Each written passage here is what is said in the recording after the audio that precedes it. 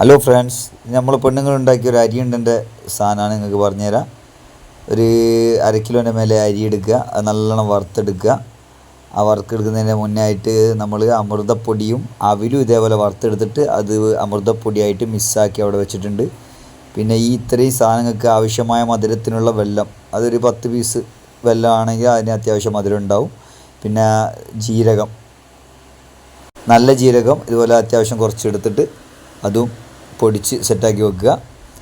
പിന്നെ ഈ വെള്ളം നമ്മൾ ഇപ്പുറത്ത് ഒരു പാത്രം വെച്ചിട്ട് അതിനെ ഉരുക്കിയെടുക്കേണ്ടതുണ്ട്. അപ്പോൾ അതിൻ്റെ കൂടെ തന്നെ നമ്മൾ അരി നല്ലവണ്ണം എന്താക്കണം, അങ്ങനെ വറവാവാൻ വേണ്ടി ഇളക്കിക്കൊണ്ടിരിക്കണം, അല്ലെങ്കിൽ അത് ആകെ കരിഞ്ഞു പോവും.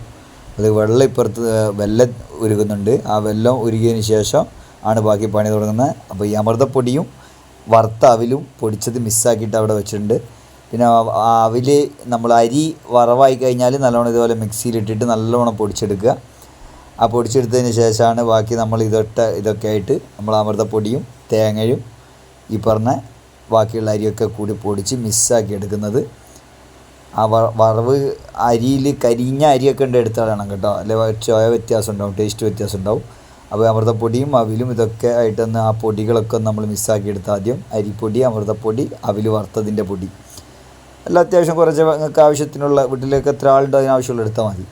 അപ്പോൾ അതുപോലെ നമ്മൾ ഇതേപോലെ വെല്ലം ഉരുക്കിയത് ഇതിലേക്ക് ഒഴിച്ച് മിക്സാക്കുകയാണ് ഈ പൊടികളിൽ.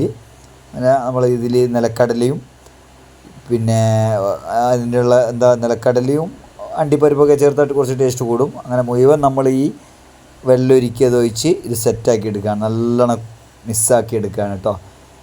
മിക്സാക്കി എടുത്തതിന് ശേഷം നമ്മളിതിനെ ഉരുട്ടി സെറ്റ് ചെയ്യാൻ വേണം, ഉണ്ടയായി മാറണം. ഇത് ഇങ്ങനെ ഒരു കഴിക്കാം, എന്നാൽ നമ്മളൊരു ഉണ്ടയാണല്ലോ ഉദ്ദേശിക്കുന്നത്.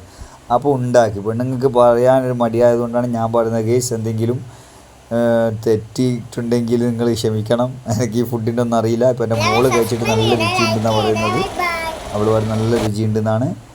പിന്നെ ഈ പറഞ്ഞ പോലെ എൻ്റെ മോനുണ്ട് എടുത്ത് തിന്നാൻ പോകുന്നത്. ഓൻ പിന്നെ രുചിയുണ്ടെങ്കിൽ ഇല്ലെങ്കിലെല്ലാം പൊട്ടിച്ചളിയും കണ്ടാ, അപ്പോൾ ഇത് പൊട്ടിച്ചിട്ടുണ്ട്. നിങ്ങൾ കമൻറ്റും ലൈക്കും ചെയ്ത് സപ്പോർട്ട് ചെയ്യുക, സബ്സ്ക്രൈബ് ചെയ്യുക. അടുത്ത വീഡിയോയുമായി വീണ്ടും കാണാം.